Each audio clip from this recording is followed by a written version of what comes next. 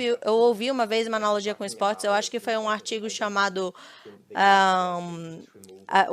um acordo de Boris Spassky, era sobre um jogador de xadrez, que falava sobre a identidade do jogo em relação a cada uma das peças que eram movidas.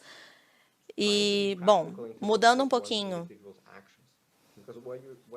vamos dizer, por exemplo, tentando ser prático em relação às ações individuais. O que você está descrevendo é um problema crônico no continente que está acontecendo há centenas de anos. E, essencialmente, o que nós podemos fazer?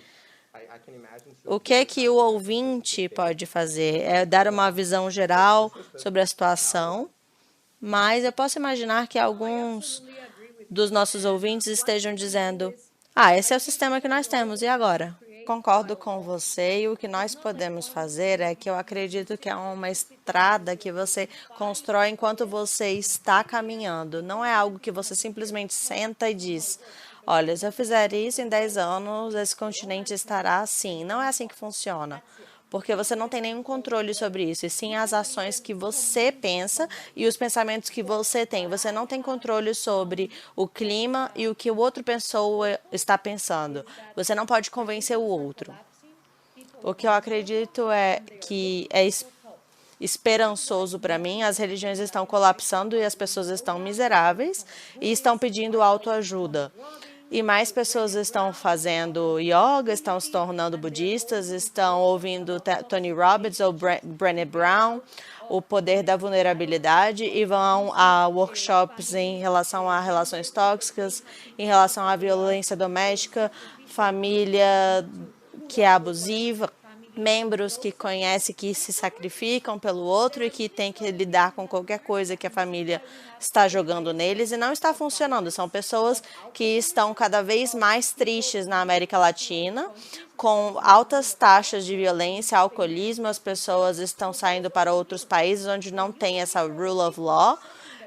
Nos Estados Unidos, a Europa, essa é a boa notícia. As pessoas estão muito mal, e isso é algo que nós podemos fazer para ajudá-los. Se eles estão buscando autoajuda, eles podem entender que a importância da política e da filosofia na vida deles é muito importante, e como que elas podem se tornar mais felizes em relação a sair de um relacionamento tóxico ou colocar limites em relação a membros familiares que estão os prejudicando, saindo de trabalhos que não são bons para eles, saindo da participação de corrupção no seu próprio sindicato ou no seu trabalho. Isso é algo diário, perguntas que as pessoas estão se confrontando, e as religiões estão definitivamente não dando essas respostas, os políticos também não, o populismo não funciona, o socialismo também não. Estamos vendo isso na Venezuela, e em 20 anos de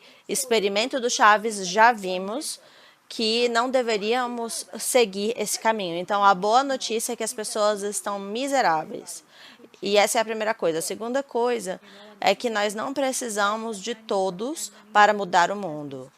E isso é algo que a Stephanie do Aaron Institute já falou, a Margaret Mead já falou sobre isso também.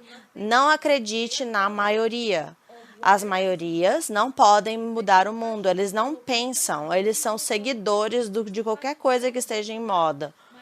Então, se o Hitler está na moda, todo mundo vai seguir o Hitler. Se o Bolsonaro está na moda, a maioria vai seguir o Bolsonaro. O que nós precisamos é de líderes estratégicos. Isso que funciona, isso que tem impacto.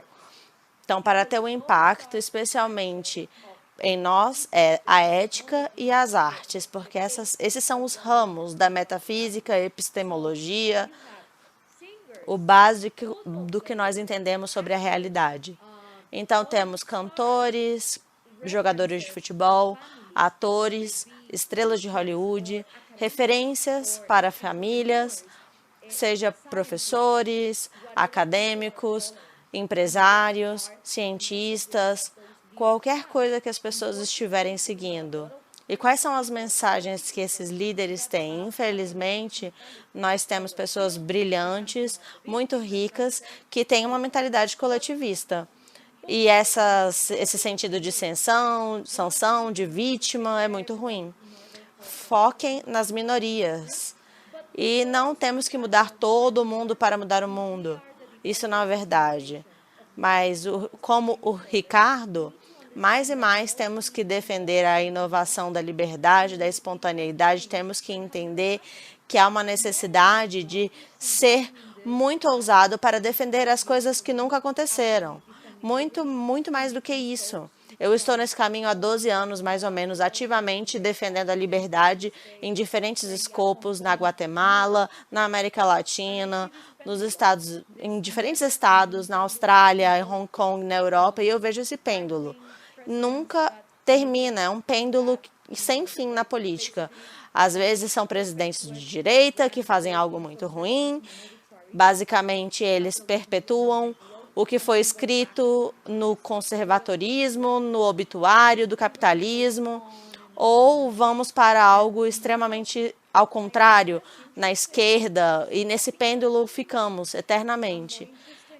Eu não estou interessada em parar esse pêndulo, eu estou interessada em fazer com o que as pessoas precisam fazer para continuar as suas vidas, independentemente desse pêndulo.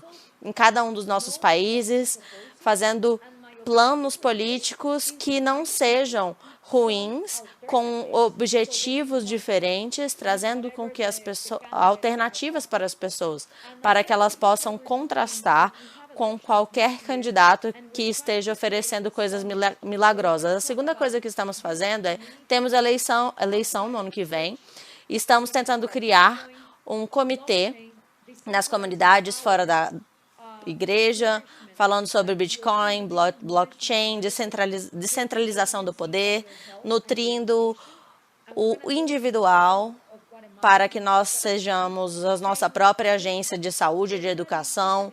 E tem algumas pessoas na Guatemala que nós estamos tentando falar sobre o tanto que as pessoas estão desapontadas em relação a esse momento. E é muito ruim. Em 2015, nós conseguimos o impeachment do presidente, assim como vocês conseguiram com a Dilma. Todos os líderes que vieram depois fizeram um trabalho tão terrível que agora temos pessoas mais jovens que também estão desapontadas novamente. Então, o que nós podemos fazer? Fazer qualquer coisa fora da caixa. Fazer qualquer coisa que esteja fora da caixa e que funcione para você, para nós espalharmos essas ideias da liberdade e também liderar, por exemplo, porque quando as pessoas veem que você tem uma vida difícil, sim, porque a vida é difícil, mas eles veem que você consegue integrar o indivíduo, e quando o indivíduo consegue integrar essas ideias na sua existência, eles veem você como um exemplo, com coerência, eventualmente, ao longo prazo, eles começam a prestar atenção em você, porque todas as outras alternativas deixam as pessoas com apenas duas possibilidades, que são horríveis. Ideias horríveis que não funcionam no longo prazo. Essa é a minha dica e o meu conselho. Não existe um manual. Ninguém tem um manual sobre isso. Estamos experimentando com o que nós temos para conseguir chegar a lugares que nunca estivemos antes. Só para esclarecer para o nosso público, você é da Guatemala. E, sim, eu sou da Guatemala, mas você vive no México, né? Sim, eu moro no México. E na campanha presidencial, você já é velho o suficiente para ser candidata? Não, ainda não.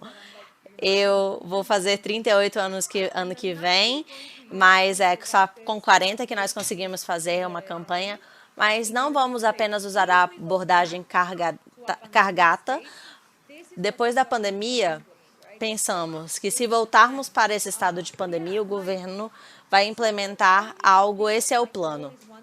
Mas, às vezes eu penso que o meu objetivo nem é chegar na presidência, nós temos que voltar para aquele exemplo da fábrica. Eu não quero esse trabalho, a não ser que eu possa executar o que eu acredito que é necessário para esse trabalho funcionar. E isso nem está nas mãos do presidente. Eu acho que eu teria que ter uma equipe inteira de cortes, legislativo, sistema legislativo com os nossos prefeitos funcionando da forma correta, com o objetivo que seja possível. Eu ouvi que o Jaron Brook também seria o conselheiro. Sim, ele me ofereceu o seu conselho e eu até vou verificar as propostas para a próxima eleição, porque dessa vez eu estou incorporando coisas sobre a pandemia, a saúde individual, criptomoedas, e existem partes da campanha anterior que eu vou tentar deixar mais específicas. Eu tenho duas perguntas a mais. Eu gostaria de gastar mais tempo com o OEC, mas eu também gostaria de saber a sua visão sobre a política brasileira em relação às eleições nos próximos meses. Recentemente eu estive no Brasil e é impressionante para mim que o Lula tem uma chance de vencer, né? É assim, como assim? Eu estava lá em 2015, na Via Paulista, com milhões de pessoas na rua, e é impressionante. A gente nem acredita, e a única razão que nós podemos pensar por que isso está acontecendo é porque fizemos um trabalho terrível, ou o Bolsonaro fez um trabalho terrível. Está tudo se repetindo, é uma história se repetindo. E o Petro ganhou na Colômbia, que foi o mesmo script.